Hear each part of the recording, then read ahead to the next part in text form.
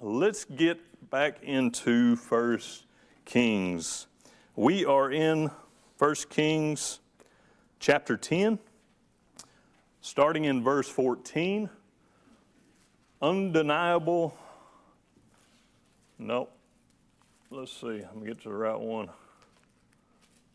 Here we go, undeniable wealth.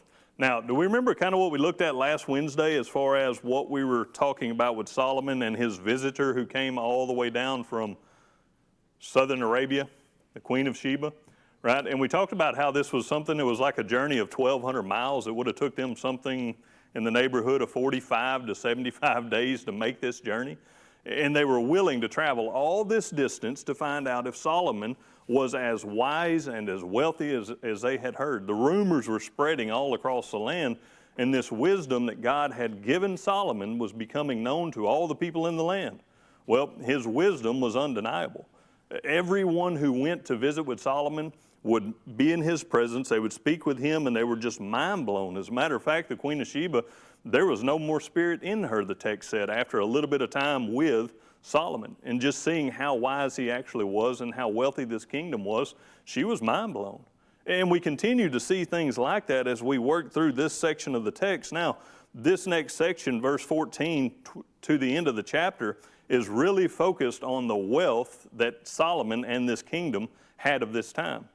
Now, I think I mentioned it last time, but these great blessings that Solomon has, these great blessings that have come upon this kingdom, it was all contingent upon them being obedient unto God's word, keeping his commandments, keeping his statutes, and he would continue to bless them. Blessings in such abundance that it had never been seen like this before. And it's going to be the very thing that begins to pull Solomon down. As we work through this section right here, you're going to see just how much extra they had. And the more that I've read through this chapter, again and again, leading into chapter 11 where Solomon takes his great fall, the more I realize that he has a serious problem with being content with that which he has. It can be very much a problem for us today, but you're going to see the excess of the things that Solomon has as we work through this next section.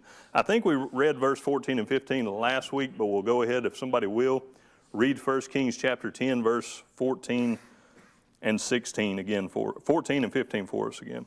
The weight of gold that came to Solomon yearly was 666 talents of gold. Besides that, from the traveling merchants, from the income of the traders, from all the kings of Arabia, and from the governors of the country. And King Solomon made 200 large shields of hammered gold. 600 shekels of gold went into each shield. Thank you, sir. All right, does anybody remember the figure that I threw out there as far as what today's equivalent is to this amount of gold that was coming into Solomon year by year? A lot, right? Over a billion. Yeah, it was like 1,478,746,563. That's the amount of gold that was coming in on a yearly basis to Solomon. Now, if you have that much gold, what are you going to do with it? I'm going to send a space shuttle with my Corvette in it playing loud music to the moon. Anybody else? Right? I'm just playing. There is so much gold that they have, and he has so much coming in, constantly. And we're going to see that it's not just, from one place, but rather he has it coming from all different directions. And we're going to continue to see that as we work through this text, that they have money coming in from the ships that Hiram is fleeting around. He has money coming in from other kings. He has tribute coming in from all different people. All this gold is piling up and piling up and piling up. And it's almost to the point like, well, what are we going to do with all this? And we're fixing to see that. It's like he has so much, he just doesn't know what to do with it. Do you think there was ever a point in there where maybe you just say, hey, maybe we don't need any more gold? I mean, possibly. It could be the case, but it doesn't seem to ever reach that point with Solomon during the time of his reign. All right?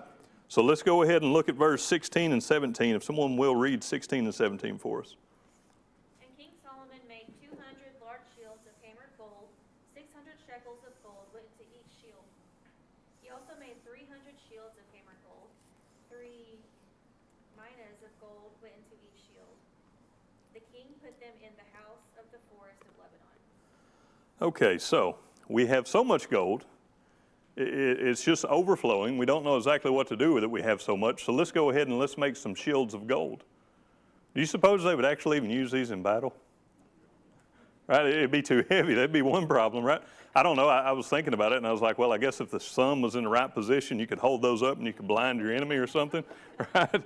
But they have so much gold that now he's putting all this gold into these shields. And to my best understanding through study, what they actually use these for was only if the king was being followed around, or if they were getting ready for almost what we would call a parade today.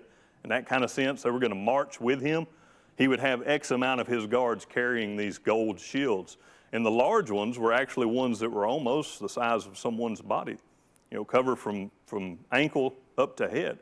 And then the smaller ones, of course, somewhere less than that. But here's just some figures, if my figures are correct. It says 200 large shields, 600 shekels of gold each. 1 talent is 3,000 shekels. So by doing the math, what I came up with in today's cost, what he had in each one of these shields is $440,000 per shield, per one.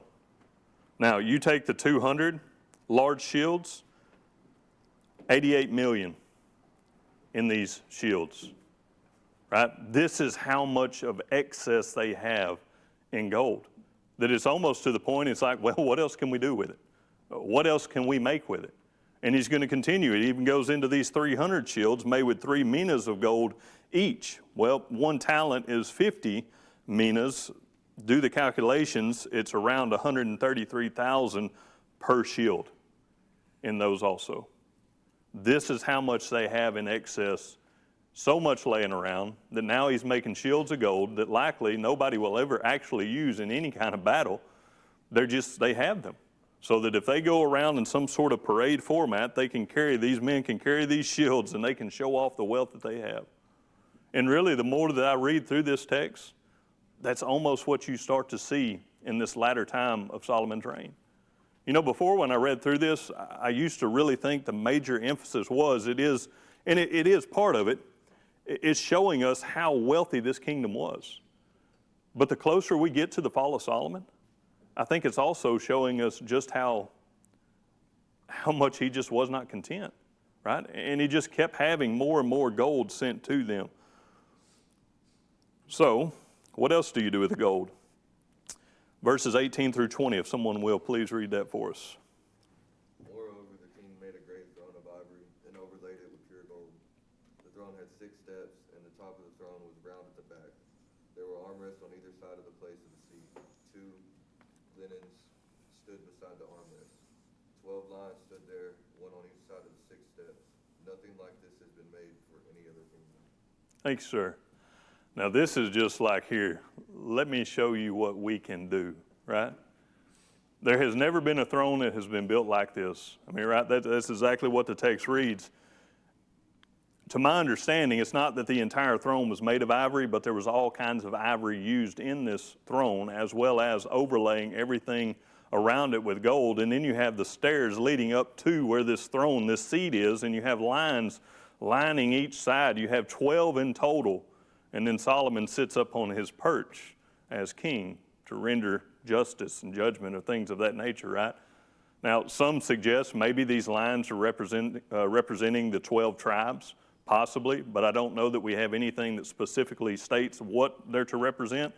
Whatever it is the case, he has built this great throne that he sits upon, and anybody who would come in and see it would just be mind blown. I mean, it's crazy to think just how much wealth they had during this time, more than they had ever seen. What should they have been doing with such great blessings? Helping the poor. Helping the poor. Helping the poor? There's all kind of things they could have done with it, right? I mean, they have it. It's like this coming out of their ears. They have so much gold, right?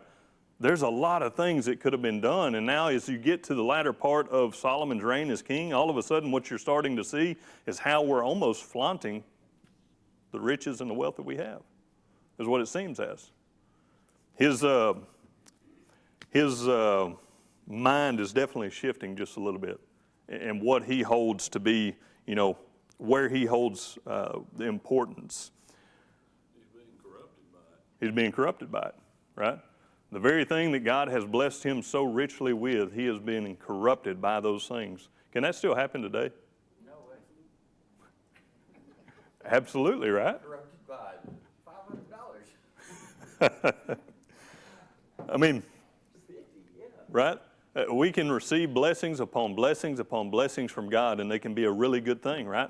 Everything that comes from above is good, right? We understand that, but we can misuse what God has blessed us with. And that's really what we're starting to see Solomon doing in this latter part of his reign, is he's beginning to misuse that which he has. And it's kind of building up to the point, what we'll see here at the latter part of the chapter, he starts turning and doing exactly what he knows to be against the law. He starts choosing a path where he's going to break the law, the commandment of God. This is the king, the one who is supposed to know the law, to read the law, to have his own copy of it. Yet this gold, this wealth, everything that God has blessed him with is going to be the very thing that turns him away. Yes, sir. Well, you see the picture of it, just thinking about the throne right there. I mean, that's a picture right there where he's looking to exalt himself. Mm-hmm. And so anyone who comes in, it's, wow, look at Solomon. Right. It's not, look at God. And so it's just the fact that he is, at this point, essentially placed himself in God's position. Mm-hmm. That's when everything's going to go downhill. Right. Very much exalting himself rather than exalting God. And I mean, the blessings that God has extended toward him and this nation, you would really think, that he would be striving in any way, any form, some fashion, to glorify God with everything that he has blessed him with. But it seems like it's turning, and now he's exalting himself rather than exalting God. Do you have something, Johnny? Just gonna say, there at the last of that verse, it says, nothing like this has been made for any other kingdom. Mm-hmm. Nobody else had one. Nope. Solomon has one. And, it's sort of like, we talk about wealth and all, there's nothing wrong with wealth. Right. The problem comes when you start loving it more than you do anything or anybody else. Mm-hmm. Absolutely. Yeah, there's nothing wrong at all with being wealthy, very successful, anything of that nature. It's all in how you use that, and if it becomes your main focus, then all of a sudden you got a problem. And it seems to be the case that we're seeing. Yes, sir. In a simplistic way, it's what do we do with what's beyond sufficient? Mm-hmm. When we have sufficient, where is my mindset with what's beyond that? Right. Is it doing things to glorify God or glorify myself? Mm-hmm. Make my life great, or to do things for the kingdom? Of course we need and desire what is sufficient, and there's nothing wrong with what's beyond sufficient, but it's what we do with it. Mm-hmm. Absolutely. Chris was talking about the idea of what we do with what is, when do we actually realize, okay, I have enough, what's sufficient, what's pushing on beyond that, and just saying, okay, well, yeah, I can just go ahead and get this because I have it, rather than actually saying, you know what, I could do some really good things with this extra. And Solomon could have done all kinds of things, but it doesn't seem to be the case that that's really his focus. It's more about just showing off how much they actually have, how wealthy they actually are. If someone will, read verse 21 and 22 for us. All King Solomon's drinking vessels were gold, and all the vessels of the house of the forest of Lebanon were pure gold. Not one was silver, for this was accounted as nothing in the days of Solomon. For the king had merchant ships at sea with a fleet of Hiram, whence every 3 years the merchant ships came, bringing gold, silver, ivory, apes, and monkeys. Thank you, sir. At what point is it that you have so much gold that silver becomes common? Like silver's just looked at like almost walking down the road and you see a penny on the ground like, I don't feel like leaning over. Right? I mean, it's almost what it sounds like. Gold has become so plentiful. Silver is seen as that penny that's laying on the side of the road that's all scratched up and scarred up. They have so much gold that now all their drinking glasses, their drinking vessels, they're making out of pure gold. Do you suppose any of these could have been the ones that you see or read about in Daniel chapter 5? Right? After everything takes place, we know what takes place later on in the future, right? When they're actually overtaken and all these vessels are taken. Well, They pull those out at one time. Belshazzar, he pulls those out and begins to drink his wine out of these golden vessels, right? And he sees the writing on the wall. Possibly, could be some of these vessels. I don't know. Yes, sir. You know, it started out with the wisdom of Solomon. Mm-hmm. And he forgot. Like he looked in the mirror and he forgot. Because you don't hear nothing about all the wisdom anymore. All you hear about is his possession. That's right. And so you hear a hearer of the word only. Right. How to do it. There is definitely a change in tone, a change in focus. Now it's more so just on all the physical things. You know, and that's something that I'm going to bring out here before long, a little bit further in the text. It's just physical in nature. It's nothing spiritual that we've actually been reading about now. Everything that we've seen for a good stretch now is merely what they've been able to obtain with all the wealth that God has blessed him with, right? So his mind and his focus is completely shifted from that which we saw, think about even right there at the temple dedication, right? And the prayer that Solomon led and how he spoke before the people, making sure that they understood, here's what we need to do. We need to maintain our relationship with God. We need to keep his commandments. We need to walk in his statutes. We need to do this. We need to do that. When we mess up, we ask forgiveness. He understood it. But now it's like things it's all kind of starting to derail. He's running it right off the tracks. Well, I guess if you have that much, why not just go ahead and make all your drinking vessels out of gold? I mean, silver, as it says in the text, is basically as if it were nothing. They have so much in this time that it is looked at as something as just common. Then, verse 22, you also have the merchant ships at sea. Remember Hiram? All right, when they first put these ships in, they went down and they got 400-something talents of gold, right, in that first trip going down near Sheba, almost to Sheba.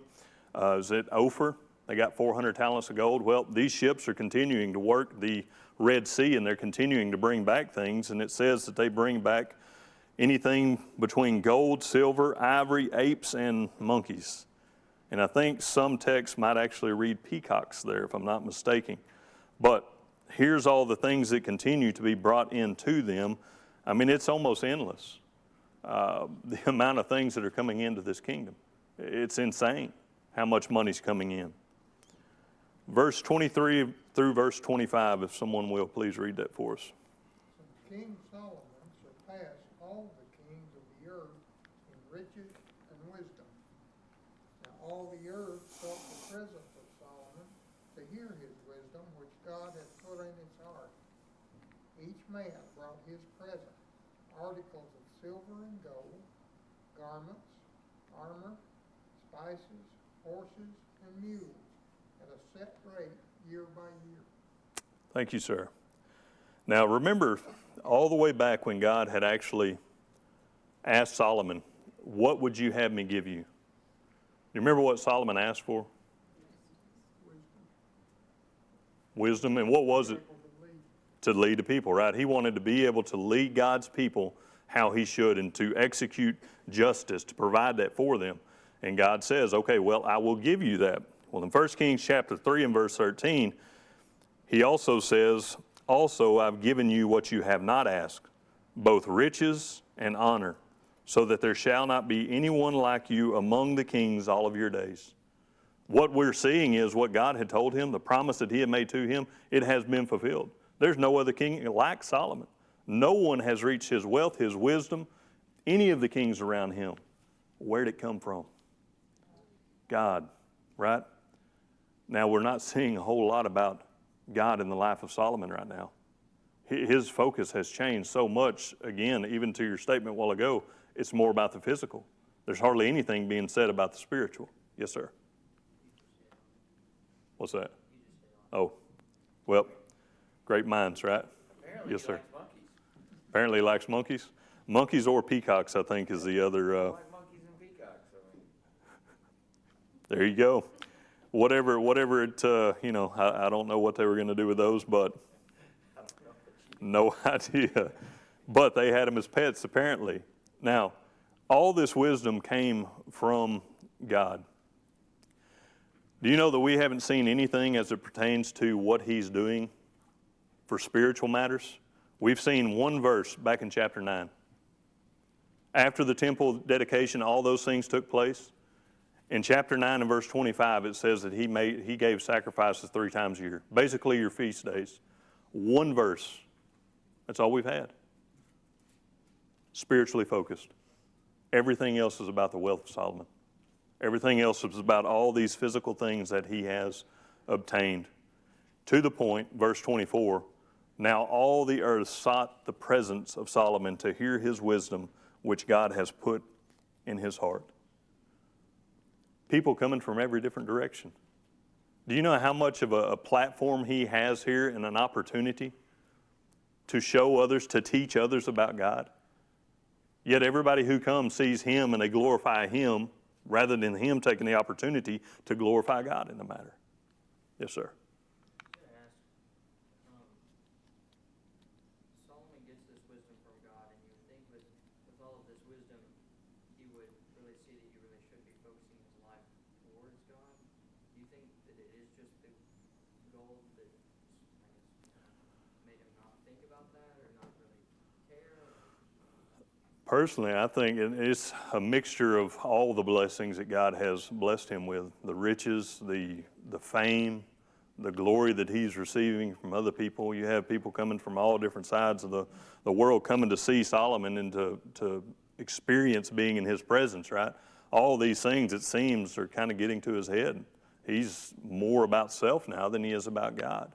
The very blessings God had blessed him with are now turning into his crutch. Hold on just a second. Yes, sir. I was gonna say, just, there's a lot of things, that there's nothing wrong with them as long as you control them. But when you start letting them control you, then it's a whole different story. Yes, sir. Absolutely. Got 2 more up here, and then I'll get to you, Preston. Yes, sir. We can't give him too hard of a time, though. 'Cause, I mean, I know we do the same, or I do, or I know people that have. As soon as we pray to God, pull us out of this, help us with this, help us with that. As soon as everything starts going good again and we're getting everything we want, what's the first thing we do? Forget about God. It's the first thing. Oh, well, maybe I didn't need to pray 3 times a day like I was when I was in the mud. Now that I'm out of the mud, well, I ain't got time for all that prayer. I'm busy.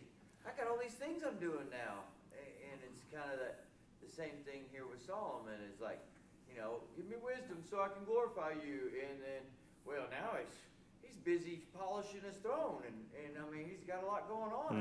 How can he glorify God all day long while he's got monkeys and peacocks coming all over the place? I mean, I get it, but we got to be very careful that we don't fall in this trap of the example that he's setting. You made a good point in there. How often do we pray to God for the things that we need in this life or things that we hope to obtain in this life, and we may pray that prayer time and time and time again, and then that prayer is finally answered. How many times do we then pray in giving thanks for what he had blessed us with? It may be the case that we pray 15, 20 times when we're trying to receive something, and it may be the case that we only pray twice when we give thanks.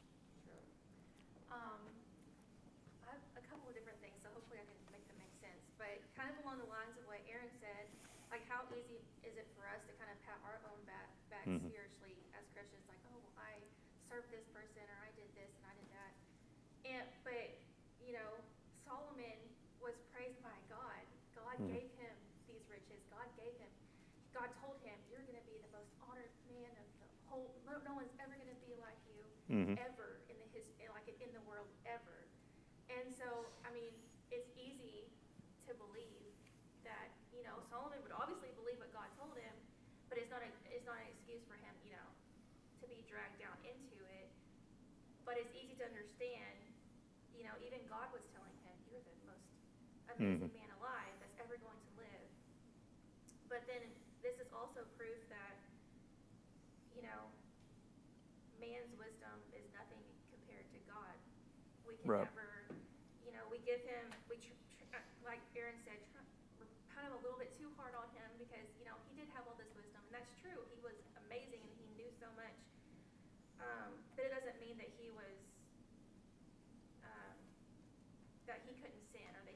Right. getting his own way, you know? Right. And it goes to another thought I was thinking, that a lot of people in the world like to use the excuse, well, God gave it to me, so I'm going to flaunt it kind of thing. Or God gave me this hot temper, so you can't be mad at me whenever it comes up. Or we would think about Paul. Paul was 100% zealous in whatever his belief was. You know, whenever he was a Jew, he was hardcore persecuting the Christians, and then whenever he was a Christian, he was a hardcore evangelist.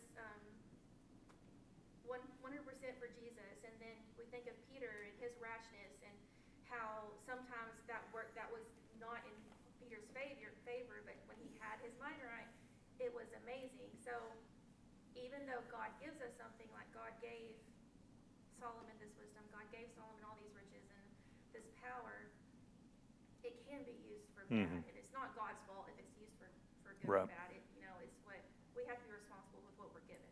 Right. You know, and one of the bigger things that stands out, looking at this section, following up what we have been seeing and everything that Solomon had built, right? You know, he was instructed to build the temple. Well, it seemed like when Solomon had something to do, when he had some instruction and, okay, I need you to build this, when he was busy doing those things, it seemed like things went pretty well. As soon as all of that was finished, all of a sudden it's like, now what am I going to do? And now he just starts doing all kinds of other things, making everything gold, it seems like, right? I think Preston had something, and then I'll get to you, Miss Sue. Yeah, two quick things.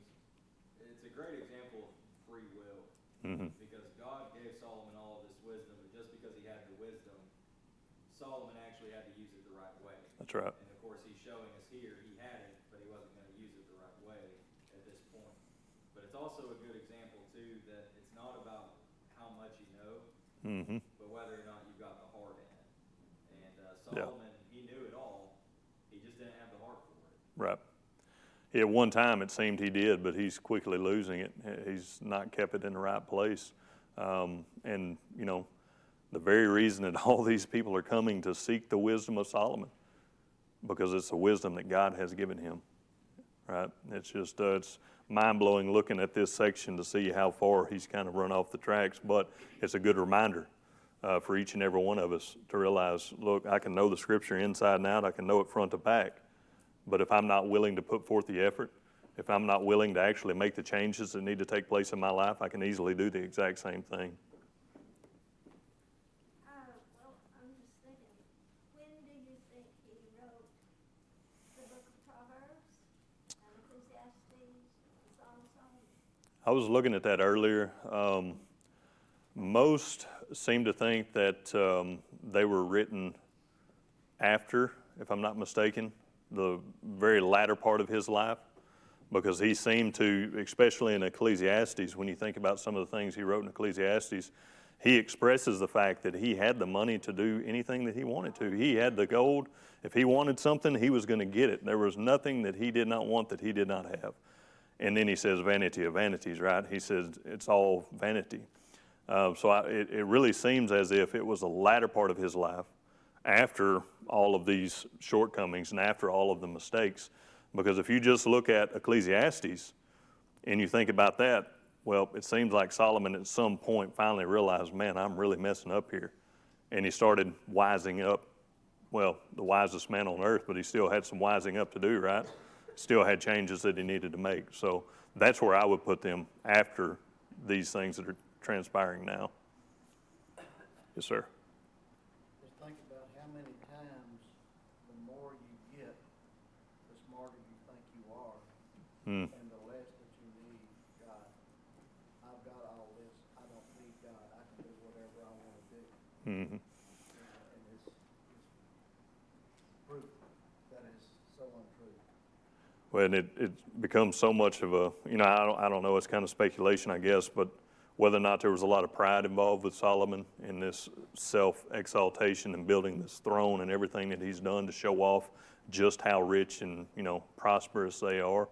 But it's, even like several had said, we beat up on him pretty hard here for everything that he has done, but it's actually pretty easy for us to do if we're not careful, right? We really have to be mindful.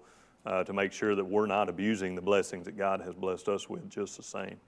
So, yes, sir. Also along the same lines, you can have all the book smarts in the world, Mm-hmm. but if you don't have common sense Right. to use that book smarts, and just figuring out if what A or B, then you're just out there floundering in the Mm-hmm. fish out of water. That's right. I never went to college. Yep. Sorry, this may be a bit far-fetched, but, it ties in with some of the other comments of, flaunting what God has given us and things we can see Solomon doing this. At that point, we start to justify what we're doing. And whenever you start to justify what you're doing, you get in trouble because you can convince yourself that that's okay. Mm-hmm. And that's whenever you really get in trouble. And I'm sure that very well might be part of it, even with Solomon. I mean, he could very much look at it in the sense, well, God has blessed us with all of this, so we have the right to do with it as we please, kind of thing. But you see how many people were actually coming to Solomon. In 1 Kings, there in verse 24, chapter 10 and verse 24, it says, now all the earth sought the presence of Solomon. If you look in the Chronicles, it actually says, now all the kings of the earth came and sought the wisdom of Solomon. Regardless, people from all different nations were coming and seeking the knowledge of Solomon to see just how wise he actually was. Now, how much of an opportunity did he have to glorify God in that matter? It doesn't seem like maybe that's exactly what he was using this pedestal to actually do. It had gotten very self-focused on everything that they had done rather than on what God had done through them, right? Yes, sir. Whoever had less motivation or reason to sin than Solomon? He had everything. Mm-hmm. Anything he wanted was his. What does that tell us about the power or the pull of temptation? Mm-hmm. Because he had less reason than probably any person that ever lived, but he gave in. That's true. And so that should really strike us to how strong temptation is and how we can't let ourselves stray far away from God, or we'll do the exact same thing. Mm-hmm. Absolutely. Absolutely. All right. Verse 25, just another statement made there. Each man brought his present, right? Everybody who comes to see him, they're bringing something. I mean, it's almost like you can't come see Solomon unless you bring something to give to him. If you're going to sit and hear his wisdom, it comes with a cost almost, is what it sounds like. And people continue to give these articles of silver and gold and garments and armor and spices and horses and mules at a set rate year by year. I don't know. When's enough? When can you just say we have so much gold that we don't know what to do with it anymore? We're good, right? Spread it out, share it, give it to the poor, do something. But it just keeps coming in. Did I see someone's hand over here? When has anyone ever in the history of the earth said, I have enough, no thank you? Well, I don't know. Look at Can't be it too hard on Solomon. from Well, the people's perspective. They're like, okay, so-and-so just brought him all this stuff. Well, let me grab my peacocks and monkeys and all this other gold because I need his wisdom for my life too. right. You know, so they're trying to outdo the last guy, Mm-hmm. bring something unusual or different. Well, that brings up a really good It was point. a cultural insult to give away, you know, it's like, no, I'm gonna deny your gift. Maybe they couldn't culturally deny gifts. Right.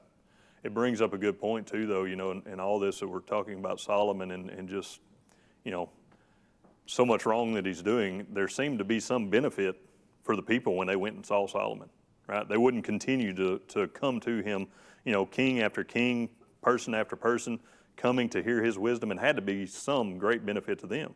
It had to help them out in life, and they continue just to throw all this stuff at him. But I don't see where he's messed up till you get down to verse 40, where the women come in.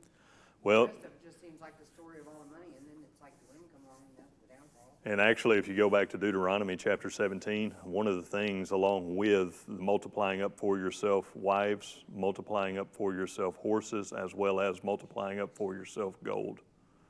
That's all back in Deuteronomy, and that was instruction for the kings that were going to reign. So there's quite a few things that he's starting to do, but the major thing, chapter 11, right? We're fixing to get to that.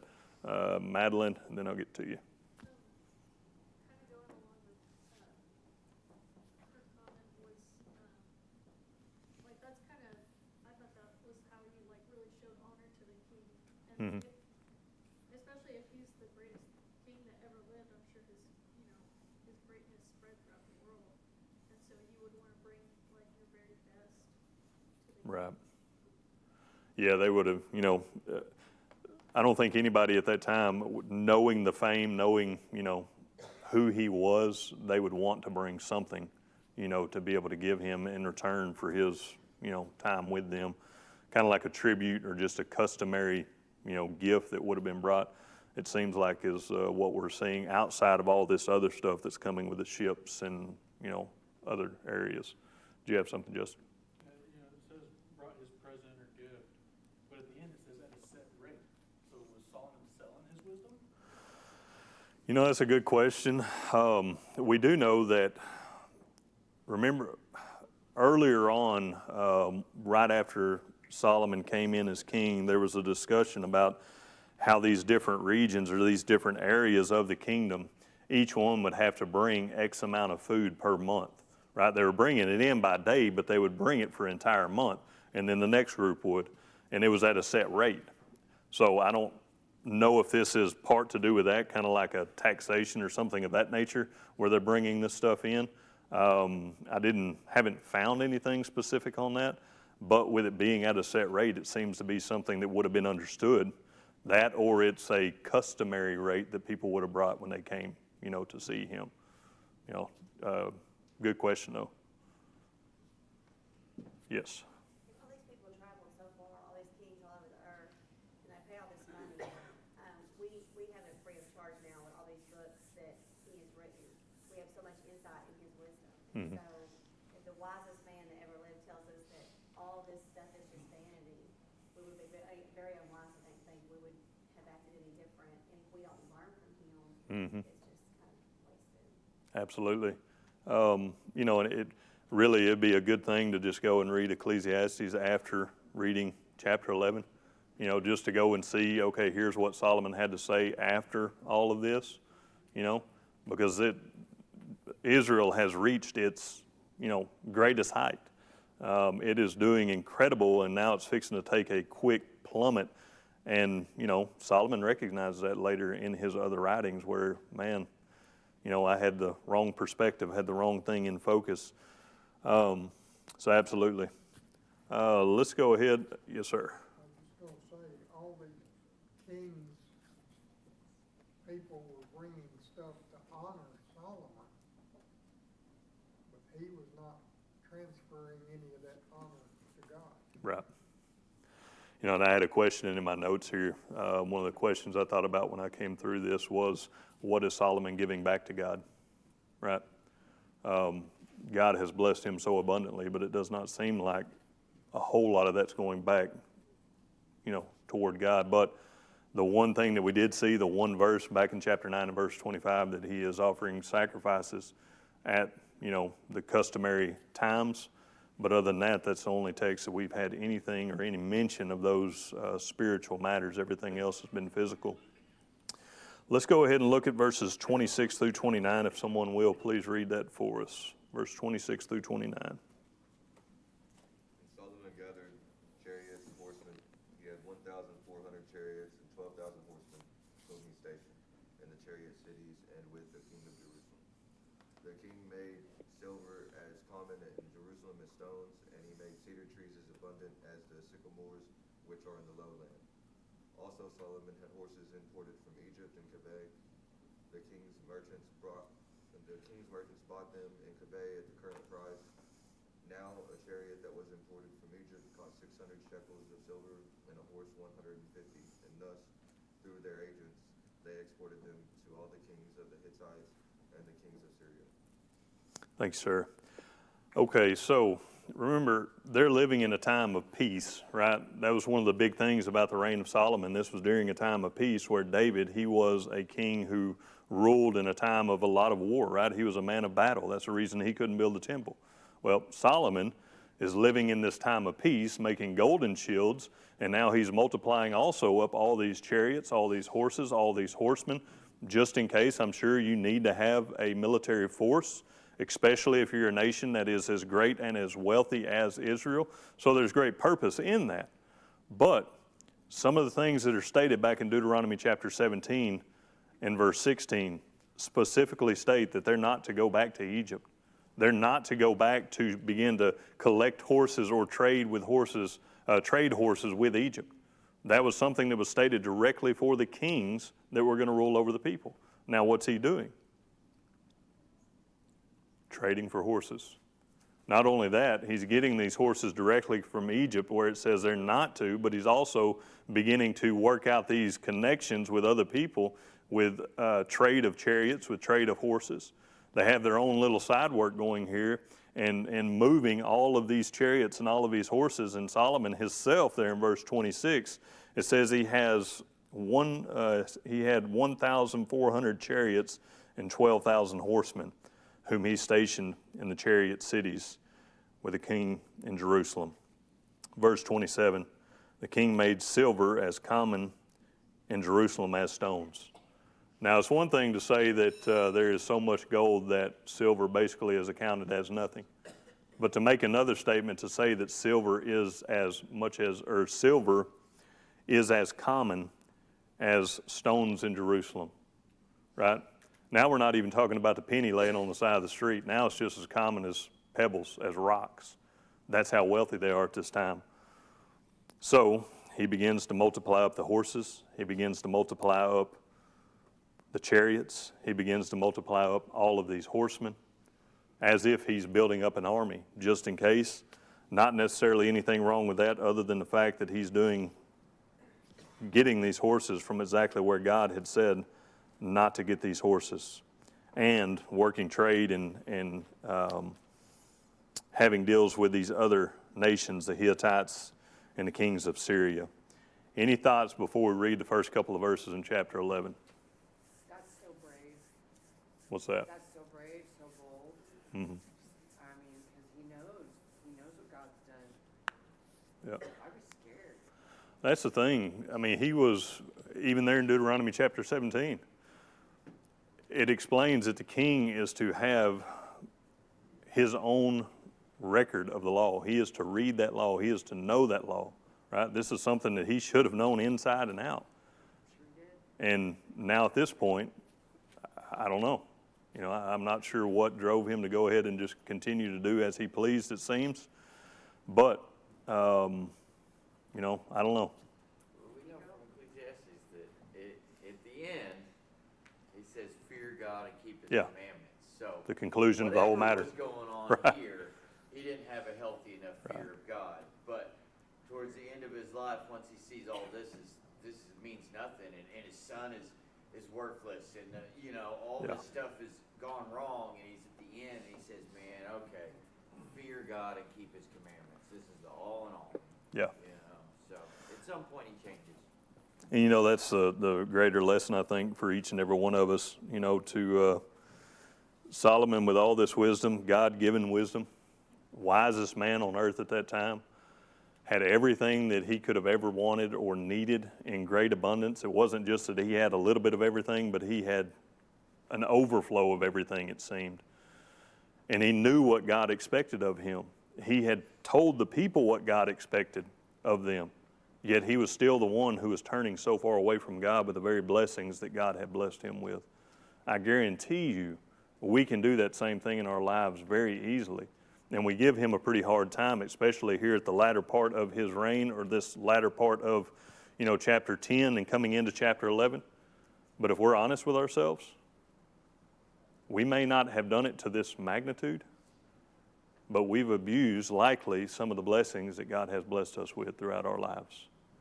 Now, does God see it any differently just because my, you know, what I did was not to this magnitude? Right? right? Sin is sin, right? At the end of the day, sin is sin. If I begin to abuse what God has blessed me with, I'm doing the same thing, right? All right, we're not going to get into chapter 11. We'll just wait, and we'll get into chapter 11 in our next class. Go ahead and read ahead if you get the opportunity, and look what it is that Solomon, what he allows to be his, the straw that breaks the camel's back, if you will, and what pulls him away, and where he actually, goes. He starts taking part in idolatry. So a lot coming in chapter 11. Appreciate y'all's attention this evening, and we'll close there at the end of chapter 10.